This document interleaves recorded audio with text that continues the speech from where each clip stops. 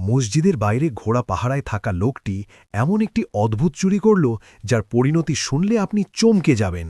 হালাল ও হারাম রিজিকের এই অবাক করা ঘটনাটি হারিয়ে যাওয়ার আগে এখনই ভিডিওটিতে লাইক দিয়ে চ্যানেলটি সাবস্ক্রাইব করে নিন।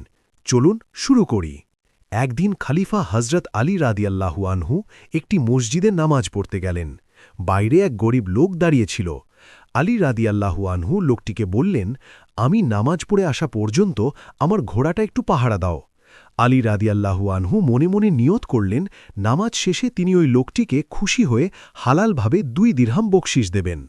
কিন্তু লোকটির মনে ছিল প্রচণ্ড লোভ। সে আলী রাদিয়াল্লাহু আনহুয়ের জন্য অপেক্ষা না করে ঘোড়ার পিঠের দামি জিন বা বসার আসনটি চুরি করে সোজা বাজারে পালিয়ে গেল। নামাজ শেষে আলী রাদিয়াল্লাহু আনহু মসজিদ থেকে বেরিয়ে দেখেন ঘোড়ার পিঠে জিন নেই। তিনি নতুন একটি জিন কিনতে সোজা বাজারে গেলেন। কিন্তু দোকানে গিয়ে তিনি রীতিমতো অবাক হয়ে গেলেন। তিনি দেখলেন ওই চোর তার চুরি করা জিনটি এক দোকানদারের কাছে বিক্রি করে পালিয়েছে।